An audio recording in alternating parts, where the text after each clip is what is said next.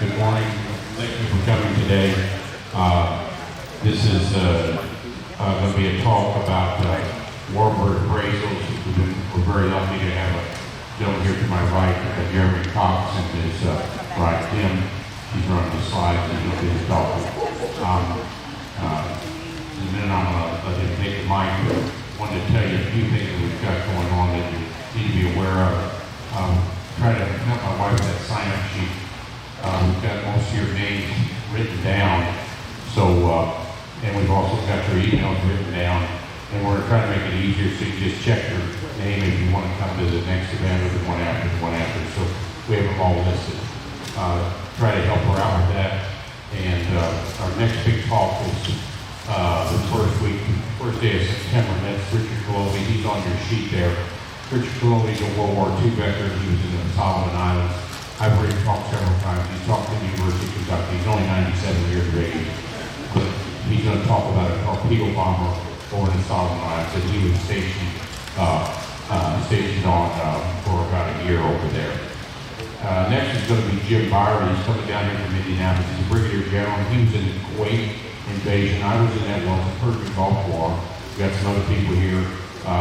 The gentleman my wife's talking to right now is in the Persian Gulf War on the LPH. But anyway, he's going to talk about the occupation of Kuwait. I think you'd be very interested in what he's got to say. Can everybody hear me in the back? Can you hear me back there? Okay, next is Lisa Blower. She's going to talk about German war prisoner testimonies. Then a guy named Mr. Steele is going to talk about 9/11. He was at the Pentagon on 9/11. He's going to talk about his experiences there. Bruce Willis is a radio announcer from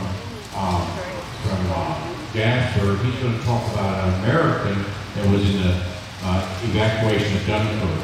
And he's also an expert on a person that was one of the Doolittle Raiders that was in the Japanese prison camp for about 3 years. He'll talk about both those things in November. We'll have him out on this. David Coker talked before about Chrysler. He's a friend of Joe Nichols. He didn't show up today, but he's going to talk about the changes in naval construction. December 1st, or the first Thursday of December, I need Ted Zucker from Louisville. He's going to talk about our best ally in World War II. He's going to talk about all the mistakes that Hitler made in World War II. December 15th, Mr. Ward from Ward's Lumber Company. He was close to a teenager during World War II. He's going to talk about his experiences. He's very much an Evansville historian. Then in January, we got Jim Whalen. Jim Whalen was on an LST in the Battle of Lady Gulf. The Lady Gulf battle was over the Philippines, the biggest naval battle ever in the history of mankind. He was right in the middle of that battle, and he was on LST with a flotilla of, I think, 8 destroyers and about 10 LSTs. And 15 days after Lady Gulf, his ship was struck by a kamikaze plane, and he will talk about that experience. So he's only 96 right now. The next one will be Bill Brolin, and he's going to talk about a certain type of aircraft that he's going to fly and put right here for you to look at. That'll be in January. So we've got a heck of a lot of good speakers. We'd like to have all of you invite your friends and neighbors. Just make sure they sign up so they get a free meal. And then our big event is September 22nd this year, and there's going to be a plane out here. It's called B-24. Will run made one every 63 minutes, and B-24 was really important World War II bomber. And then out on the big runway, next to the big runway on the what do you call that, the trailway, the taxiway, it's 141 feet wide, and we're going to be able to get on that plane. That's a B-29. It's called Fifi. I think there's only 2 flying right now, Fifi and also the Doc. And the Enola Gray is who dropped the atom bomb. And it's a plane just like that, it's a B-29. The Doc just flew up an automatic, flew every day for about 6 days. And this one, it'll be very fresh. You'll fly over Evansville 2 or 3 times. And you're allowed to get on it, but all the tickets are sold out. But like to have your fans, friends, and family come out here on September 22nd. It'll be a big day where I advertise a lot. So that's a big event for us. It's a big event for Evansville that people don't understand how important the atom bomb changed civilization, and it's changed civilization from August 6th and August 8th or August 9th, 1945, because atomic energy was not utilized in warfare until then. So the kids, I asked a lot of kids, when did it drop? And they said, well, 1965. And I said, where did it drop? And they said, well, Russia or something like that. I You just ask the kids and see what they know about the atom bomb, and you will absolutely be floored. And that should not happen, because that threat of atomic energy is a terrible threat for all of us every day of our lives. So, sorry about all the talk, but we're going to have now, this gentleman's an expert coming from St. Louis. My team and I met him in Corpus Christi, but he's an evaluator of warbirds, and now we are a warbird owner here in this museum. And like an old coin or like a nice art, we now have some of that here. So we have to be more aware of how we have to protect it and how it's valued. Okay. Thank you. Well, good afternoon to everyone. You're hear an accent, but I want to argue that you've got the accent. I don't have the accent, but I'm originally from the UK. This first slide, you think, my goodness, this is going to be boring. Well, I'm pretty passionate about coming up with values for rare and unusual airplanes, and hopefully I can impart to you some of my passion and give you some insight, but you'll also get a grasp of history and aviation as well. So we'll just get started. I actually bought and sold airplanes for 20 years and went full-time appraising in 2019. We drove down from Southwest Illinois, and I'm going to give you some insight. So first slide, please. And the question is, what is an off-book aircraft? Next slide. Pretty much any airplane that is not covered by a price guide. And I don't know how many of you are in the airplane business. If you're familiar with the aircraft Blue Book Price Digest, there's the airliner price guide, there's the aircraft value reference, and a handful of other specialized publications or databases you can subscribe to, but they only cover a very limited spectrum of airplanes. So this slide kind of gives you a little bit of an insight into what is an off-book airplane. Just did this in May. This is the first Air Force One, Columbine 2. It's in Bridgewater, Virginia. These guys rescued it from the desert a number of years ago, and I think it was 2017 they ferried it to Virginia, and as you can see, it's well on the way to being restored. It's about 3 years away from first to fourth, should I say, its next flight, because it's got plenty of hours on the airplane. But it was Dwight D. Eisenhower's airplane, and they needed an appraisal to donate the airplane to a 501c3 charitable organization that they had founded. So that was the need for the appraisal. But that's Columbine 2. One, Dwight D. Eisenhower actually used when he was the head of NATO before he ran for president. His ticket for his presidency was to fix the Korean War.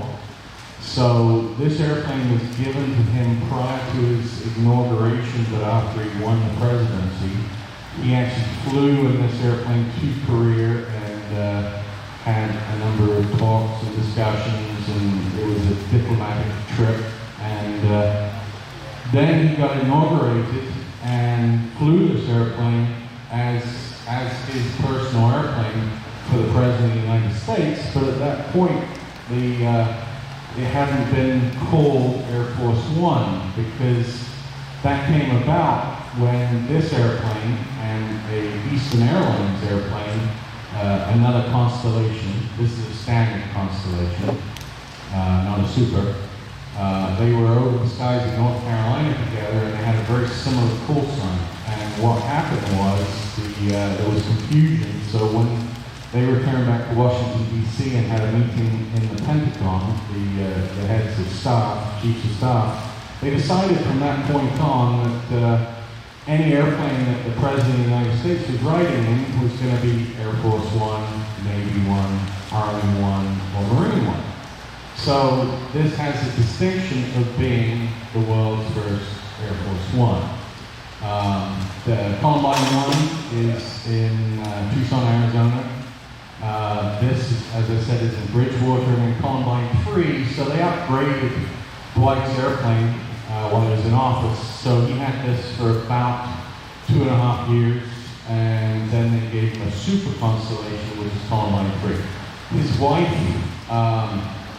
I think, was from Colorado, and he named his airplanes Columbine, which is the state flower of Colorado, Columbine.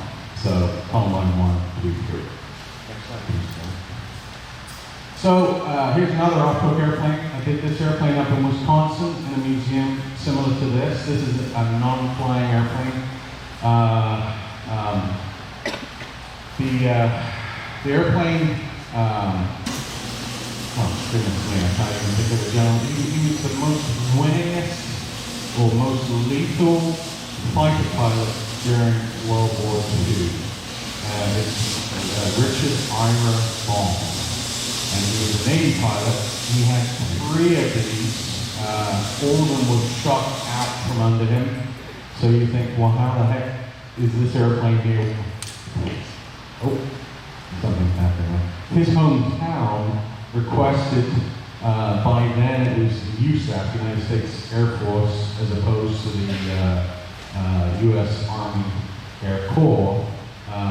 They requested an airplane to remember him in his hometown. He actually passed away. He ran out of fuel. He survived the war, and he was shot. He wasn't shot down, but he survived the war and was flight testing an airplane for Lockheed out of Burbank, and he ran out of fuel and crashed in a suburb and passed away from that accident, unfortunately.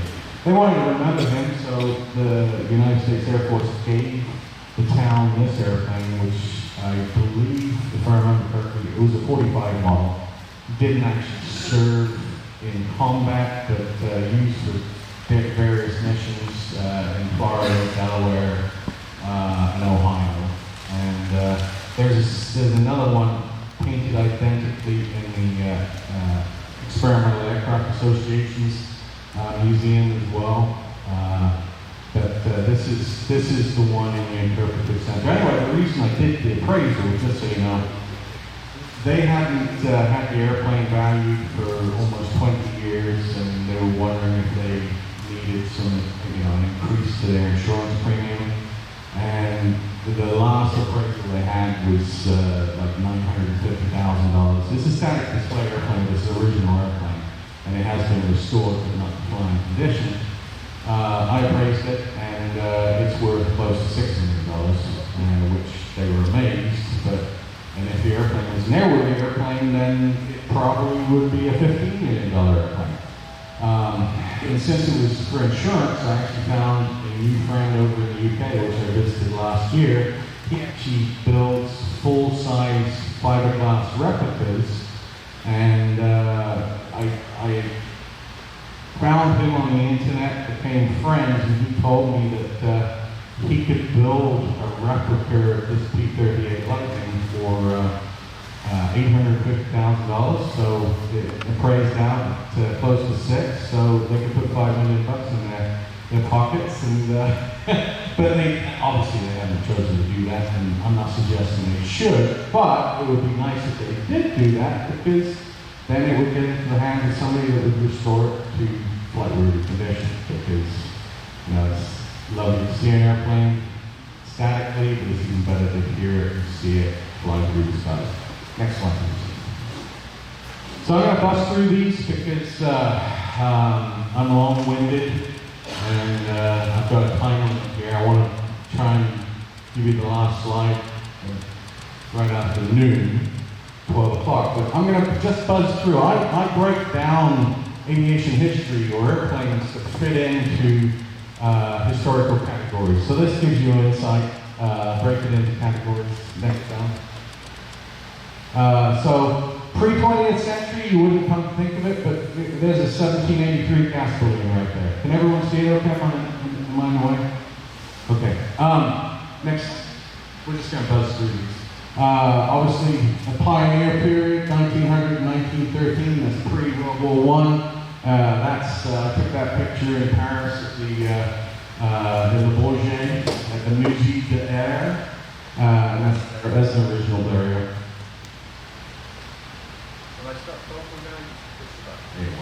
Obviously, World War I. That's a D7 Fokker, same museum.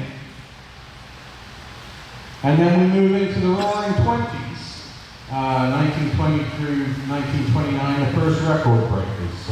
Obviously, when the birth of aviation, not quite, we're talking Roaring 20s now, but there was a lot of competition back in those days with newspapers, because that was the media of the day, and they were in competition with each other, putting up prizes to make aviators and airplane builders break records and make newsworthy stories for them, events. So I call it first record breakers, and obviously that's the Gypsy Moth.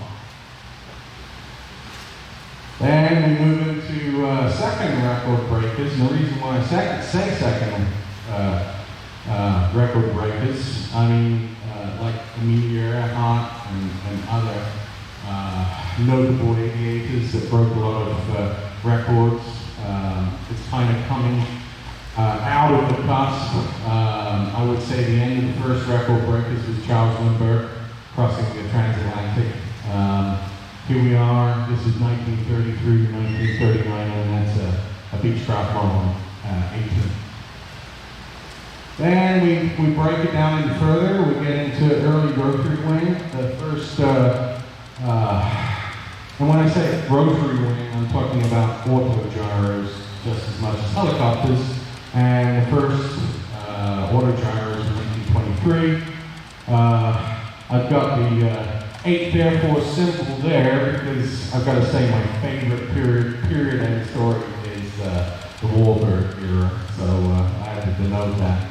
But we moved through modern rotary wing, pistons, golden age, early jets, classic turboprops, and the jet age. So we were talking about the autogyro. That's a Pitcairn 1929 autogyro. So it's a further development from 1923. And of course, here we go. You have an even rarer airplane in our midst in this hangar facility.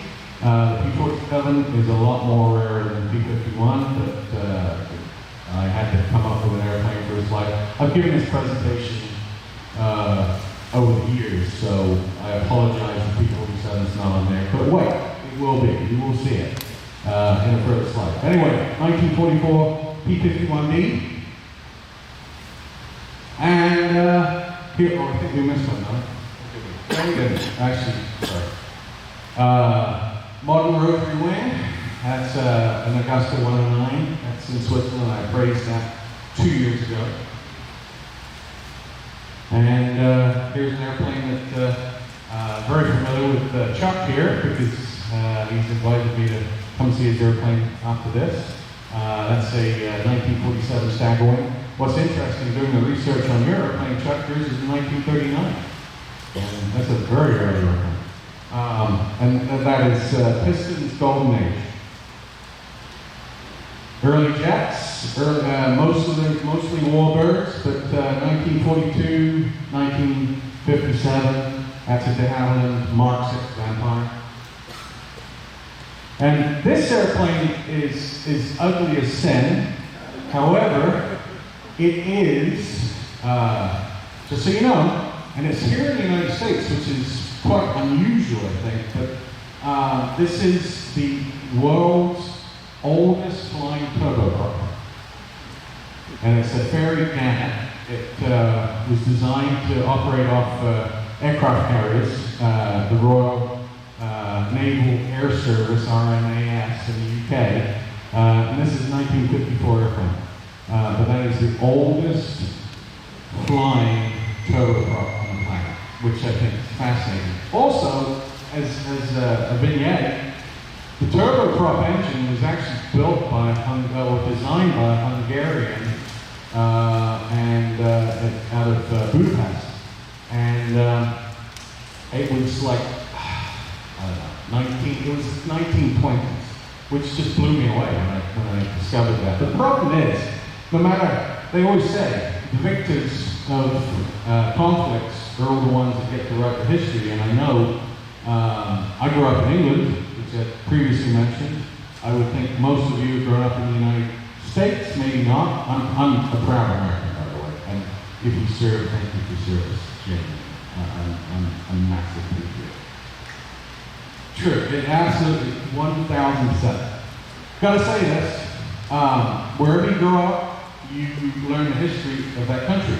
And I learned so many things that the British were the first to everything. And the truth is, it's not true.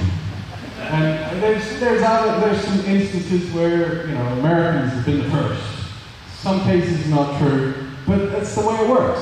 But I was blown away when I learned this Hungarian invented the turboprop engine. So my logo on my shirt, on my hat, on my website is the world's rarest business jet. This airplane was built in St. Louis at McDonnell Aircraft.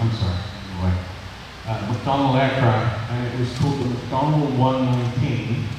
They later redesignated the 120, and there was a program. It was called the UTX program. It was the Universal Transport Experimental Program that the Air Force brought out in, I think, 1956, and they were looking to replace their popular airplanes, mainly for officer, general transportation, but also the ability to carry freight, etc., etc., etc. So 3 contenders came up: McDonnell Aircraft in St. Louis, Lockheed out of Burbank, but they actually built them down in Georgia. They came up with the Jetstar, and there was Sable, North American Aviation, out of El Segundo, that came up with the Sable. And the Jetstar won. The Saberline won the Navy contract, and this airplane was left out in Copa. It's a 4-engine airplane, like a mini DC-8. Very cool airplane. Had Westinghouse turbine engines. Only one built. So they decided, well, let's try and sell this thing as a business airplane. So they redesignated it the 120 and went out in the world trying to sell it. There were no takers. So they ended up flying this airplane as a corporate airplane at McDonnell, then McDonnell Douglas, right up until 1985. So the airplane it's in El Paso, and it was donated 3 years ago. I did the appraisal, and so to me, this is the world's rarest business jet, and so that's what I use as my logo. Breaking it down again: modern jets, modern turboprops, pistons, free LCD, EFIS, electronic flight instrumentation systems, modern pistons, ultralight, amateur built, light sport, and decks. I went down to Savannah 2 years ago for a bank out of Austria, and they were taking a brand new delivery of this airplane, and I had to sign their acceptance papers to say it existed, it was per spec, etc., etc. Kind of fun, kind of cool thing. This was in Montreal. It's the power company. These are modern turboprops. These are the DHC 311s. They also have 2 Q400s, which I praise. Pre-EFIS, that's a Beechcraft Duke. No EFIS, electronic flight instrumentation systems in that airplane. And then you have, that's what I'm talking about. That's actually in a Cirrus, but most airplanes delivered today all have PV streams. Last categories, electric aircraft. It's now a thing, and will become an even bigger thing as we progress. replica and a spacecraft. I actually did a spacecraft last year. I had to go down to Cape Canaveral for an airplane that made history. It was donated to the Smithsonian, and it was kind of fun. I'd love to tell you about it, but I'm under a gag order from 2 non-disclosures. It's a very private company, and it's not even a month. When I bought and sold airplanes, I actually did 6 airplanes for Elon Musk, so I know Elon, but this is a different space company. I'm keeping quiet. Electric, this is the world's fastest electric airplane. I actually saw that. I was in Farnborough last month for the air show, when this airplane was there. It's a Rolls-Royce airplane, and it's entirely electric. And I can't remember how, it's 400 kilowatts. They do it in kilowatts instead of horsepower. And I can't remember. This thing's close to 400 miles an hour, maybe more than 400 miles an hour. It's fast. It's world-class electric. And replicas. So this is a 5/8 scale of the Spitfire. I took this 3 or 4 years ago at Oshkosh. It was taxiing across, and it's designed from Canada. But I mean, it's just like a Spitfire. It's just 5/8 scale, but it's a replica. And spacecraft. I'd like to show you the airplane I did appraise, but I can't. But that is a 1944. And basically, space operations, spacecraft started in 1944 by the dark cloud that was the Nazis. But they started it all. 1944. So, statistic-wise, as you can read, there's less than 550,000 airplanes, and when I say airplanes, that's anything that flew that was man-made, that has been built, existed, may have been parted out, may have crashed, may have been destroyed, whatever. But every single airplane, with less than 550,000 airplanes, or aircraft, helicopters, what have you, that have ever been built in the world. Pretty interesting numbers, I think. It breaks down 440,000 general aviation airplanes. Basically, general aviation is anything that is not airlines and military. 30,000 commercial airlines aircraft, 54,000 military aircraft. When I say 54,000 military aircraft, that's worldwide. That's every Air Force, Navy, what have you, on the planet. And I kind of focus on business airplanes, unfortunately, because it pays the meat and potatoes of him and I, but my passion is Warbirds, but 39,000 of turbine business aircraft and 32,000 helicopters. But what's really interesting, 60% of the world's fleet is here in the United States. And then the rest is everywhere else.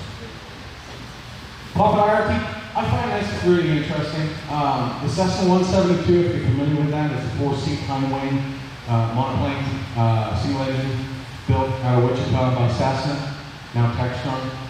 There's over 44,000 of those flying. That is the most prolific airplane on the planet.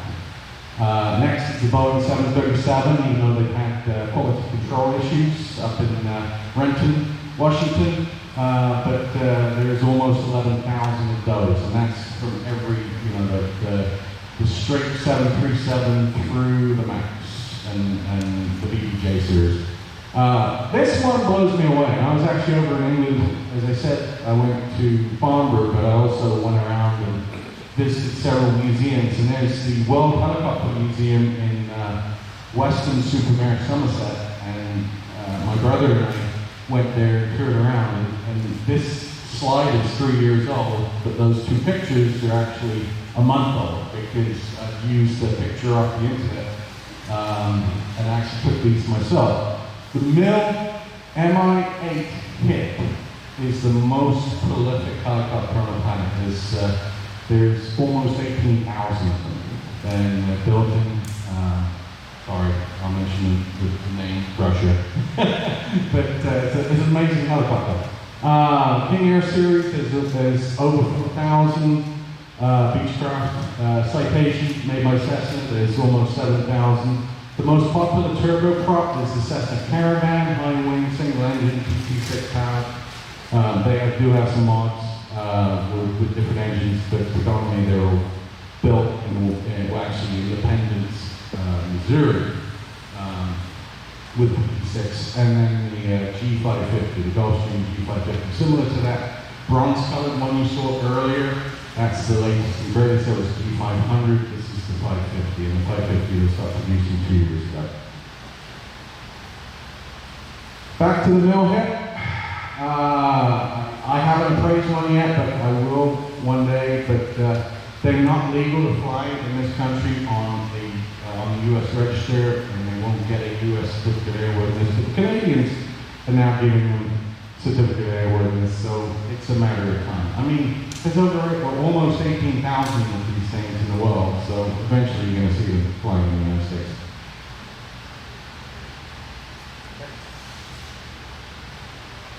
So, let's get into the meat and potatoes of this.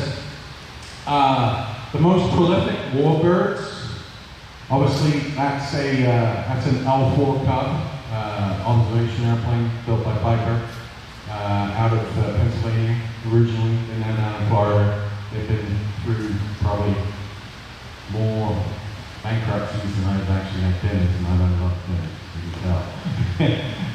But $20,000 to $100,000 for one of those. Over 20,000 of them built. Currently, there's probably, 13,000 around the world. Different models. Obviously, there's the J2, J3, J4, J5, the L4. The C-47, DC-3 initially, then C-47, built at 5 different plants around the country when we were 6. $90,000 to $1 million. I just did one that was down in Antarctica. I didn't go. They asked me, do you need to see the airplane? I said, where is it? And they said, Antarctica. And I said, hell no. So I did a desktop. And what they do is there's some gentlemen up at Oshkosh on the opposite side from where the air show is, Basler, and they actually take the old DC-3s, C-47s, they buy them up. There's a whole stash of them sitting out in their field out behind their facility, and when they get an order, they take one of these, which, $90,000 to $1 million. Their airplanes, by the time they're done, are 18, 19. They put turboprop engines on, they extend the fuselage, they do a bunch of stuff. They do about $18 million worth of stuff. but they're cool because exploration, research organizations, non-governmental organizations, etc., love these airplanes because even though they were built in the late 30s through World War II and beyond as well, they're pretty rugged airplanes. And even though they don't say that they're zero-time airplanes, they are re-lifed as far as the FAA is concerned. Anyway, over 16,000 DC-3/C-47s built. Then, of course, we've got the T6, SNJ, Harvard, over 15,000 built, anywhere between 120,000 to 800,000. Then the Boeing Spearman, we have one there, 80,000 to $500,000, over 9,000 of those built. Then we've got your airplane at the bottom here. At the top, we have the Bell T-39 Air Cobra. There's only 3 of them flying in the world. That's 5 million plus. And then, of course, your airplane. Anywhere between 2 million and 8 million, by my estimation. There's actually 24 of them that are flying in the world. But over 15,600 built, and most of them built right here, as you well know. But a fabulous airplane.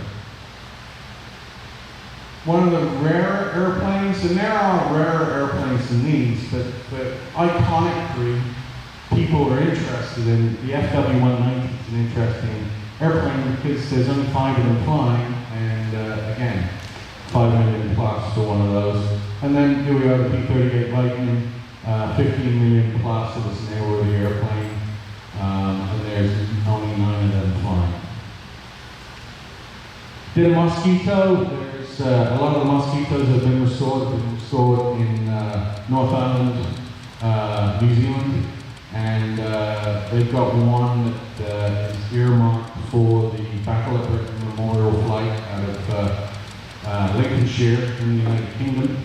They're the folks that the British government, basically, if you're in the Air Force and if you're lucky enough and you get selected, you can actually serve your time in the Battle of Britain Memorial Flight Squadron, where you're flying or maintaining, operating Hurricanes, Spitfires, and Lancasters. And there's 2 Lancasters in the world, one in Canada and one in the UK, that operate. So they wanted to have a Mosquito, and there's only 4 of them flying. This one's earmarked for them. I appraised that this past Christmas, so they get to raise some money. And then probably the Queen, B-29 is the real queen of the fleet, but I mean, it's so rare and unusual that I think the B-17, there's 5 of them flying. At one time, there were like 20 of them flying after they were used for transporting cattle in South America or firebombing or dropping water on fires. A bunch of different uses, but once people realized that they were really special, and there were about 20 of these flying. Now they've narrowed it down to 5, and I would say we're looking 30 million plus for one of those. B-29, oh my God, way more than that. So, as I said, I'm looking at the time, I'm going to have to speed this up. Basically, 1,150 manufacturers, and this goes back 3 years.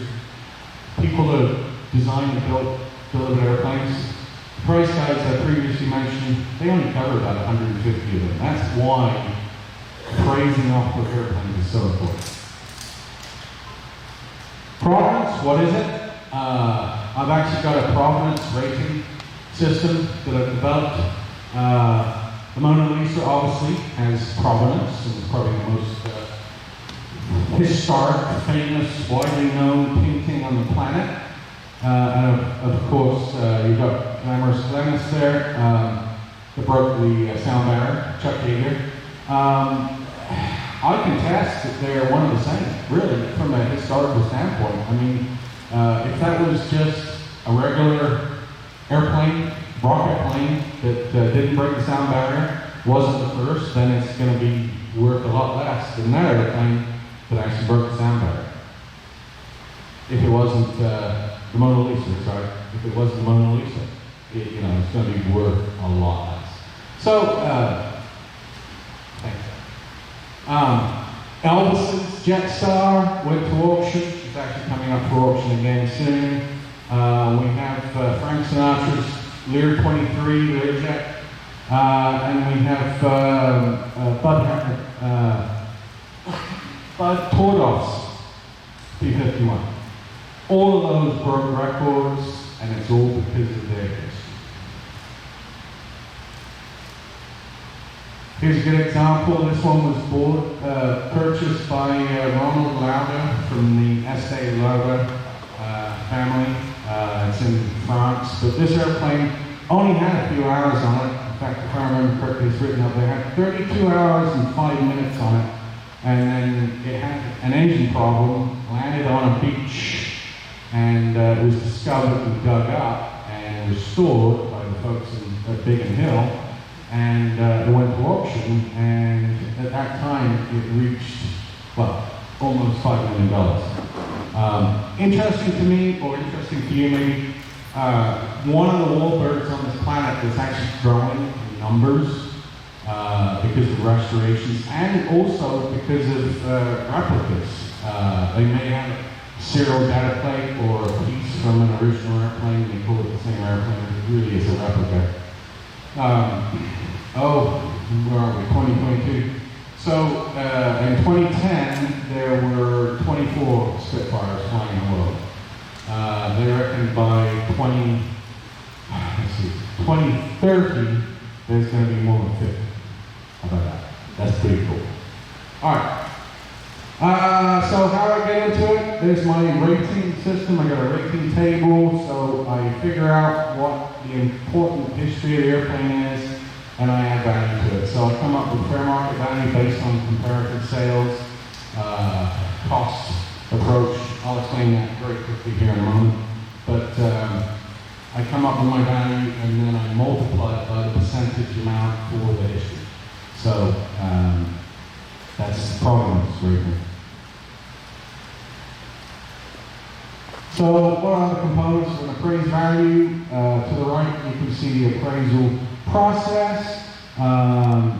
There's three approaches to value. And this is just like real estate. If you have ever had a house appraised, it's exactly the same as an airplane. True. There's cost, there's income, and there's sales comparison. 90% of my appraisals are sales comparisons because I go find comps and I usually use 8 airplanes on the spreadsheet to adjust to come up with value. Rare airplanes, like the world's rarest business jet, I use the Jetstar because it was competitive and that's what a contract came about.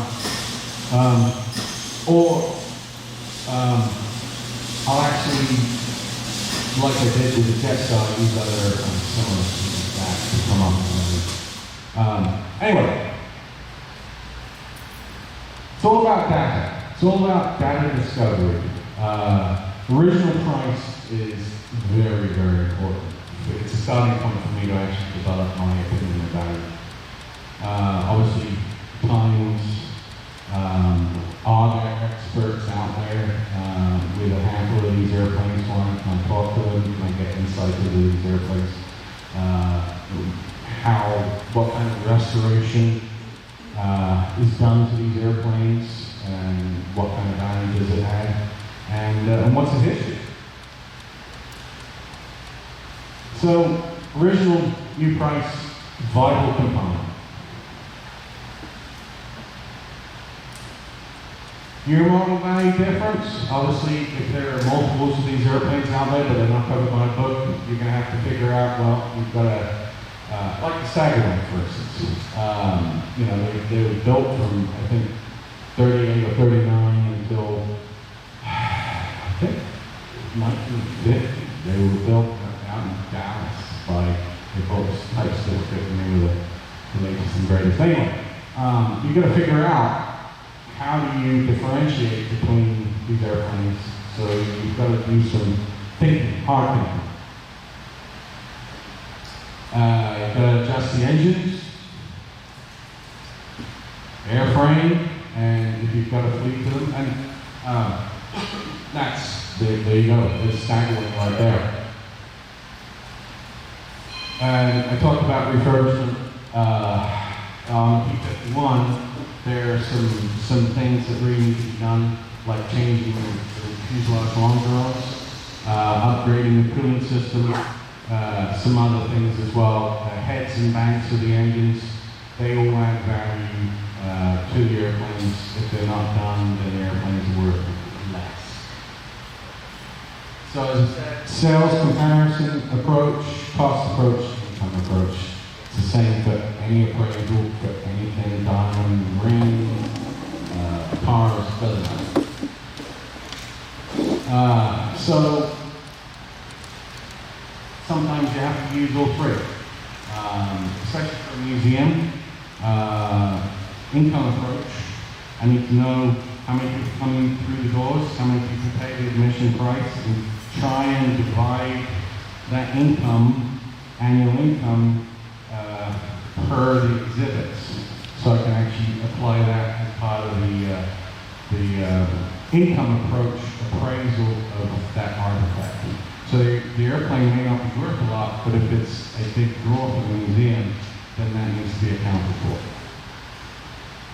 I use Tip Planes magazine for airplanes that may be built in the 20s, but they're modern representations of them, or like-kind airplanes. A lot of information in Tip Planes magazine. You've got to use the data wherever you get it.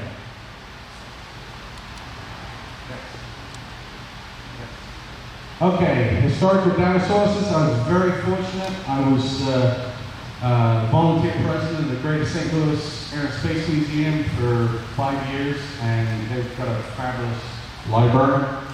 And I often click into that, use that, physically go through the dusty tomes and find information that is just not available on the internet. There's a lot of other books out there. I'm always scouring eBay and other bookshops for rare aviation books, because it's unfortunately, like, we as the human animal, we've got a limited life, and we will pass on, and unfortunately a lot of the knowledge and information just passes along with that individual. Thank goodness some people wrote the stuff down, so you got to grab the books when you can. And I hate paper. Whenever I go somewhere, like a doctor's appointment, they hand me my orders, I say, I don't want that, I'll take a picture of it. So I want to live paper free. When it comes to appraising airplanes, you cannot have enough paper.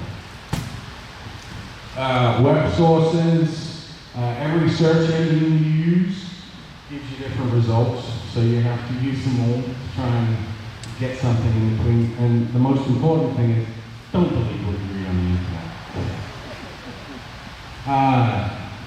Facebook, Twitter, I don't have accounts anymore, but I still go in. A lot of airplanes are listed on there, which you won't see anywhere else. And then I actually collect advertisements for airplanes that get published electronically. I'll screenshot, save them in PDF, throw them onto my iCloud drive, and I've got my ever-evolving database of sales comps. And then events like this. I mean, it's super to see everyone here, and hopefully you're regular visitors to this monthly event. But when you do get together and break some bread and commune, there's so much data and knowledge transferred amongst yourselves that, you know, these kind of events are a must do. In fact, talking to Rich, I learned a couple of things about submarines today. Amazing.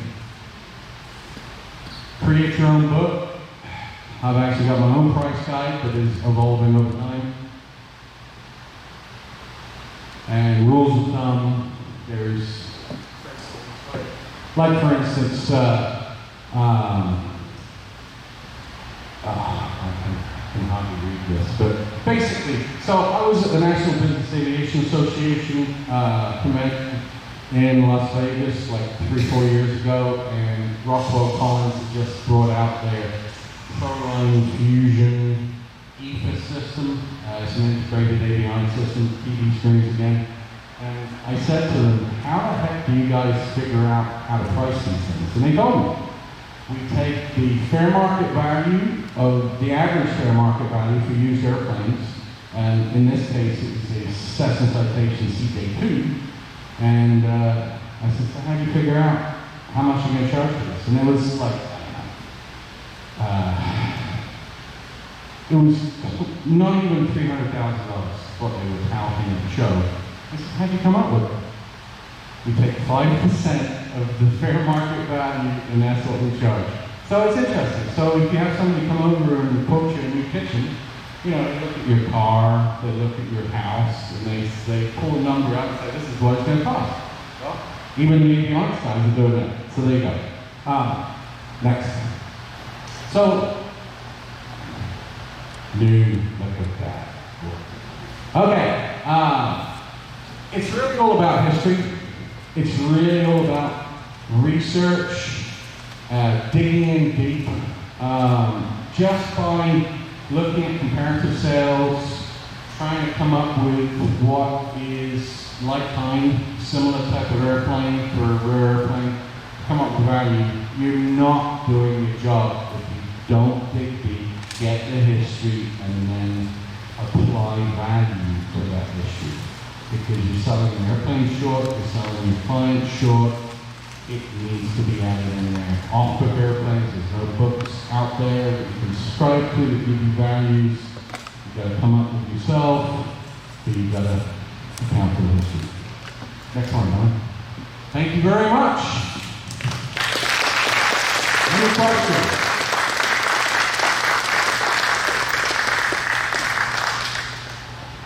At this point in time, we'll field questions, so I'm going to take the mic and I'm happy for it. So, I have a question in the back.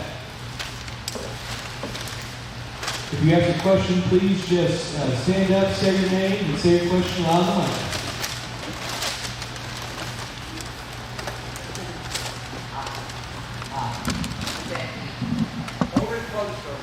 Like this? I got several questions on the electric one. Yeah. How far can it go on? How long does it take to recharge the battery? And what is the life of the battery for this use? Great questions. I am by no means an expert, but I can tell you that the range on these airplanes, unless it's like the, solar impulse, which is from Switzerland, and that actually flew around the world, and it had solar cells on the top of the wings, and that airplane obviously would stop occasionally for maintenance and what have you, but it did fly through the night, even though the sun was not out, so it was running on electrical power. So in those instances, yeah, they've got range, but I don't think we're practically there yet still. The Rolls-Royce airplane, again, I'm not an expert, but is very, very limited. I think you're looking at maybe 20, 25 minutes. But they're going to speed. And then battery life, there's a lot of technology evolving. Most of it's in the car business, but there needs to be a lot of improvement in battery technology.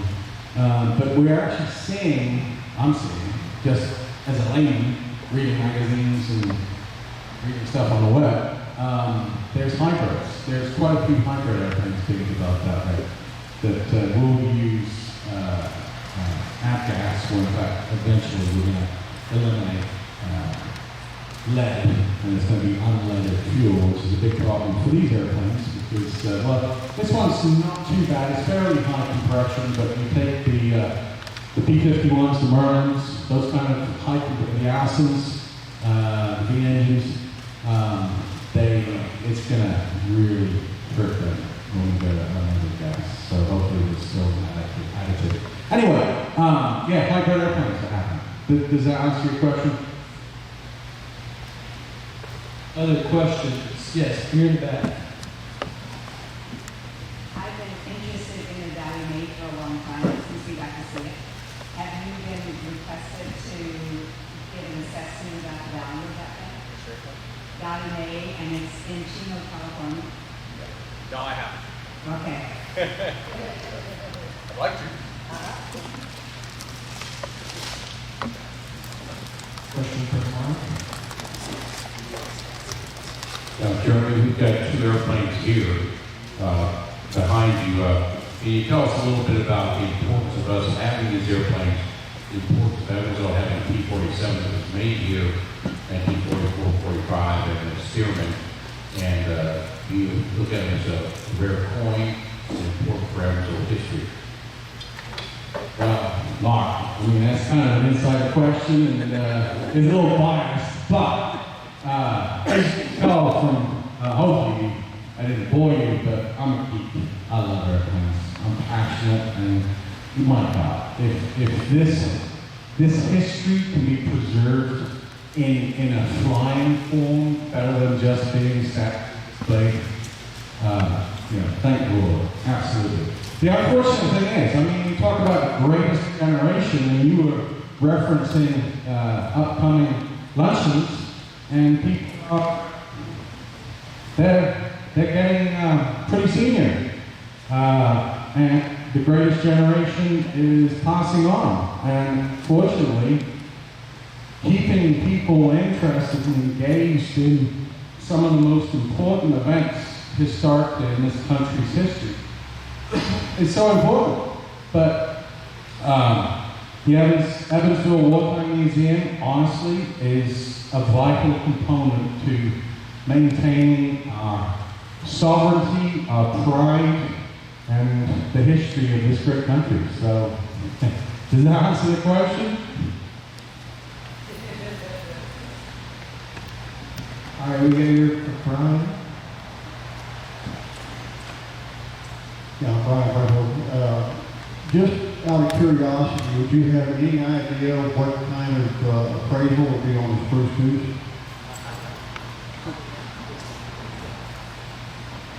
Yeah, I'm not going to give you value. Fortunately, a lot of airplanes are owned by billionaires, and billionaires are very private people. They don't like you to talk about stuff.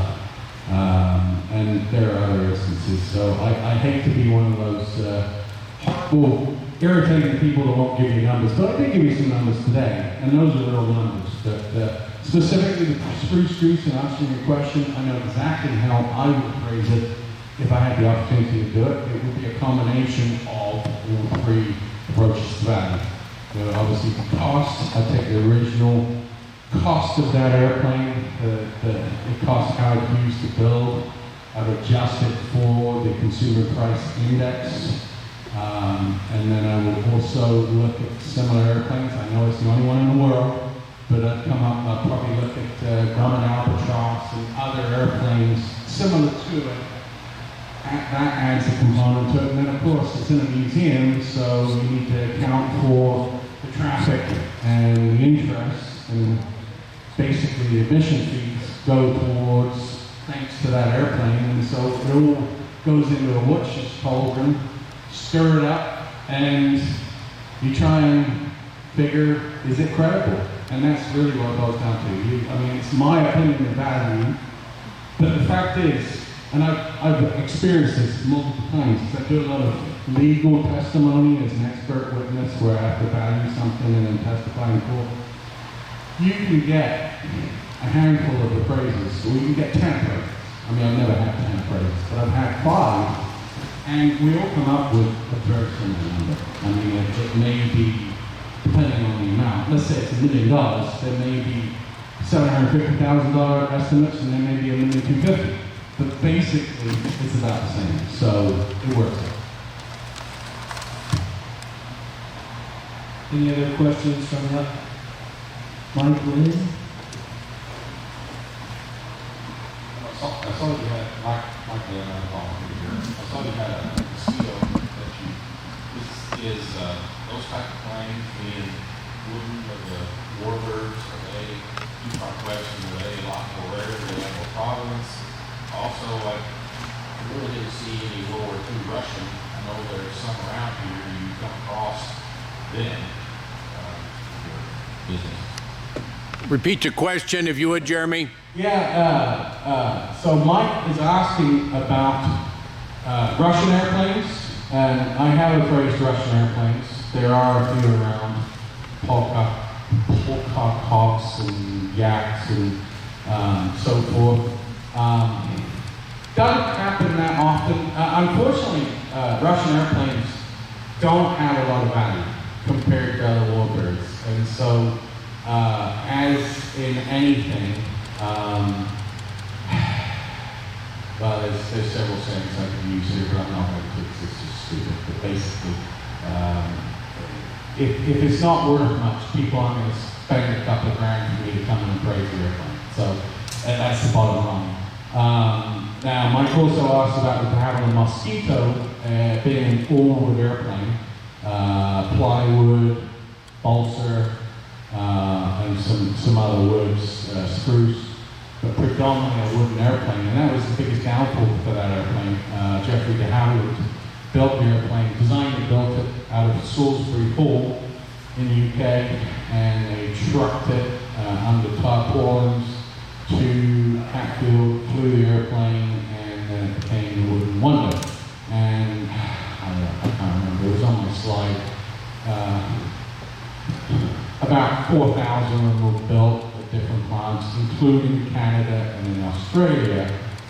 The problem being, especially the Pacific Rim airplanes, initially they were built with casein glue, something called casein glue, which is milk-based, and the heat and humidity would make those joints fail. And so these airplanes just didn't stick around. They just rotted away. So they're very rare, and there's only 4 of them in the world flying. There's more of them coming. New Zealand, there's a gentleman that just passed away. Unfortunately, his son is continuing on his legacy there in North Island, and they built the jigs. So you build the fuselage of the Mosquito in 2 halves. So they built the jigs. They lay the plywood over, they steam it, they put metal racks around it, and it forms, and then they glue everything together. The casein glue, even during World War II, went away because they realized that it was a milk-based glue was a problem, so they went to an epoxy. Thank goodness. And there's quite a few of these airplanes. I went to the De Havilland Museum a couple of times now. They got 3 Mosquitoes in the hangar together. Unprecedented, but none of them are airworthy. That's the unfortunate thing. It takes a lot of money. Restoration of a rare warbird, whatever it is, millions. That Air Force One, the first Air Force One, by the time they're done, they're going to have close to $20 million into that airplane in restoration. You could easily put $2 or $3 million into a P-47 and a P-51 if you go crazy. And obviously, if it's got historical value, then absolutely it's worth every single penny and more. But there are some airplanes where they don't have the history, they don't have the provenance, and it's, you're doing it because you love it, but you'll never see the money back. To answer your question?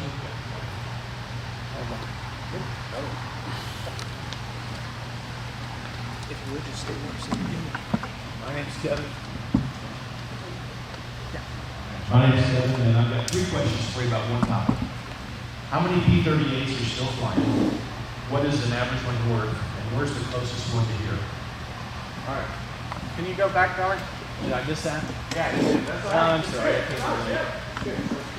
thought surely I won't ask a question you answer.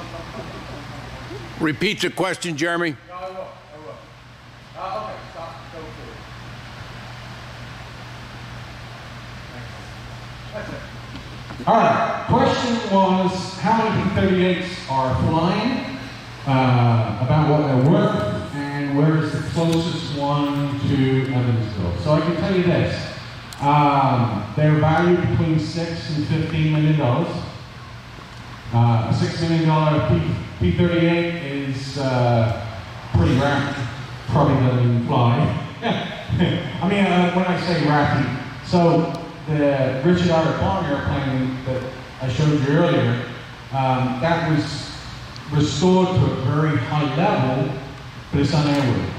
It couldn't fly if they wanted it to, because the engines haven't been preserved, the propellers haven't been overhauled. I mean, there's lots of issues, and there's probably structural and system issues with the airplane. They just haven't been restored to flight-worthy condition, but the airplane is restored to a very high visual standard. There have been cases where there have been $6 million P-38s in the last 10 years, but they're pretty rare. 15 million plus, and there's 9 flying, and there are over 10,000 built. And probably, I'm guessing, the closest P-38 would be up in Minnesota with Fagan fighters, would be my guess, I think, which you can go see a P-38 fly. Thank you. Sorry to be redundant. Okay, any more questions this point in time. About Closer to the mouth. Yeah. about the aircraft that is not allowed to fly in U.S. space, that does in Canada. Why? I mean, do they have to pass a test? I know. Okay. He's got the point. So, the young lady there is asking about, in specific terms, the Russian helicopters. Planes built around the world that don't have a United States certificate of airworthiness, and most importantly, the limiting factor really is having a United States type certificate. The type certificate is what makes it possible to make that airplane a U.S. registered and U.S. certificated product.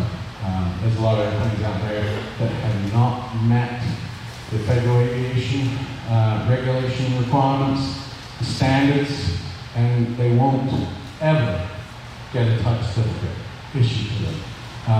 The MI series, I think that's probably going to happen. I think they are going to get a type certificate. But it takes a lot of money. And Russia has been broken up during the fall of the war with Gorbachev, and I guess things kind of got better for them.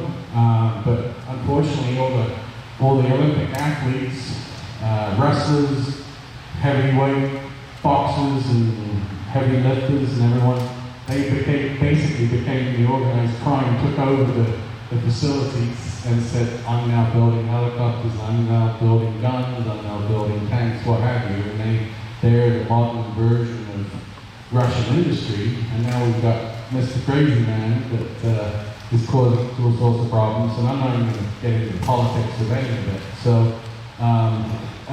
when the Russians sort themselves out again, yeah, there are Russian airplanes here that are operated on the U.S. register and have certificates, and I think there will be more, but we need to see things calm down.